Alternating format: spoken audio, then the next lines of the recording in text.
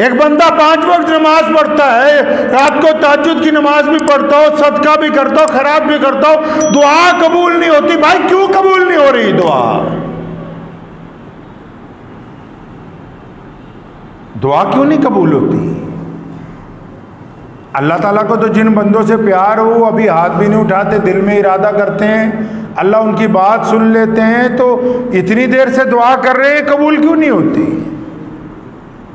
आपको पता है शरीयत कहती है कि अगर कोई बंदा खुदा को ना भी मानता हो और अल्लाह ताला का कानून फितरत है, वो लोगों की भलाई का काम करता है, लोगों को फायदा पहुंचाता है, फरमाते हैं हम उसका अजर भी अपने जिम्मे नहीं रखते, अल्लाह ताला उसको भी नवाज देते हैं।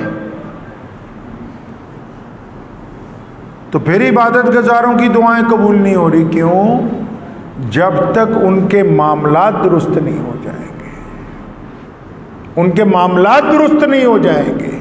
कोरोना में जो मरीज बैठे हुए हैं, बिस्तर के ऊपर लेटे हुए हैं, अगर आप उनको दवाई दे रहे हैं तो उनके कान में ये बात दोहराएं कि अगर किसी का दिल दुखाया तो उससे माफी मांगे, किसी से ज्यादती की है तो उससे माफी मांगे, किसी की जमीन पर नाजायज कब्जा किया है तो उसको छोड़ दिया जाए, किसी की माँ बहन बेटी के साथ ज्यादती की है तो उससे अपने कदम वापस खींच लो। जब तक कानून फितरत के साथ बगावत बंद नहीं करोगे, खुदा की मदद जो है वो आ नहीं सकती है। साहबी रसूल सल्लल्लाहु अलैहि वसल्लम ने, साहबा ने सिखाया है नमूना रसूलुल्लाह सल्लल्लाहु अलैहि वसल्लम के तरीके पर अमल करते हुए। घोड़ा खरीदने गए, दलाल ने कहा कि फलां घोड़ा बड़ा अरबी नस्ल खूबसूरत घोड़ा है, सस्ते में मिल रहा है, खरीद लीजिए। उसके पास पहुंचे जिससे घोड़ा खरीदना है, कितने का? कहने लगा 100 दिनार का। अपने खादिम को पूछा क्या बात है, घोड़ा महंगा सस्ता बेच रहा है? कहता जी इसकी बेटी की शादी, इसको बड़ी मजबूरी है, जल्दी बेचना चाहता है। जिसका घोड़ा है उसको कहा ये 100 का नहीं लगता, मुझे 500 का लगता है। वो बड़ा खुश हुआ, कहना हज़रत 500 दे दें। फरमाया नहीं मुझे 500 का भी नहीं लग रहा, 800 का लग रहा है। हज़रत 800 का दे दें। क्या नहीं यार, ये जिस तरह का खूबसूरत घोड़ा जिस मोहब्बत से पाला है, जो इसकी चाल है, ये 800 का भी नहीं लगता, ये 1000 दिनार का है। वो बंदा कहने लगा जी आपकी मर्जी है, 1000 दे दें।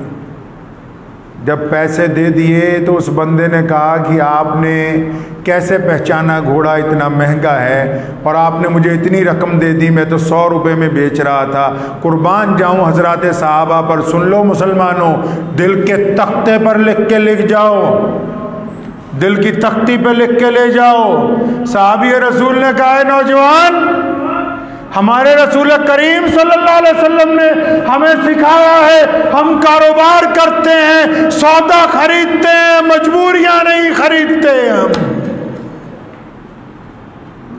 हम सौदा खरीदते हैं, हम मजबूरियां नहीं खरीदते। यह दुनिया बेईमानी की इंतहा पर आज पहुंची हुई है। लोग अपनी बहन बेटियों को पर्दा करवाने से अपने आप को शर्मिंदगी महसूस करते हैं। कई माँ बहनें बेटियां लिबास में ऐसे जाती हैं बाजार में कि उनका सारा जिस्म नंगा नजर आता है। लोगों के दिलों से जब फितरत का कानून का खौफ निकल जाएगा तो फिर खुदा की पकड़ आके रहेगी। कोई माइक्रोस्कोप इसका टेस्ट नहीं कर सकता।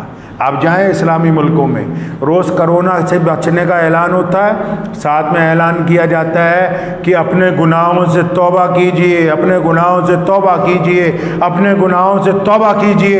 ईसाइयों के मुल्कों में जाओ, उन यहूदियों को देखो, बदबख्तों को, कोई भी बात होती है साथ में आता है ऐलान लिखा हुआ कि इतनी इतनी परहेज के साथ साथ अपने गुनाहों से तौबा कीजिए। तो हमारे मुल्क को क्या हो गया? सिर्फ हाथ धोने की, मुंह छुपाने की बातें करोगे, इन हाथों पे लगे हुए खून को धोने की बात नहीं करोगे,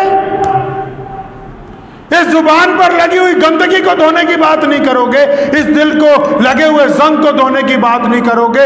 अपने दिल की तख्ती पर यह बात नोट कर लो कि कानून फितरत को मानना होगा। जो धोखेबाजियां हमने शुरू की हैं, जो बेईमानियां शुरू की हैं, दरियाओं के साथ जो धोखा किया है, पानियों के साथ जो ज्यादती की है, हवाओं के साथ जो बेईमानी की है, दरख्तों के साथ जो गुंडागर्दी हमने की है, और उसके बाद अपने सगे भाइयों के साथ जो हरामखोरियां की हैं, अपने पड़ोसियों के साथ जो बुरी नीयतें बनाकर रखी हुई हैं, इन सब से तौबा करनी होगी। और ये जब तौबा हो जाएगी तो ये जरासीम जहां से आए हैं वहां से वापस चले जाएंगे। मुझे उम्मीद है कि आपको ये वीडियो पसंद आई होगी।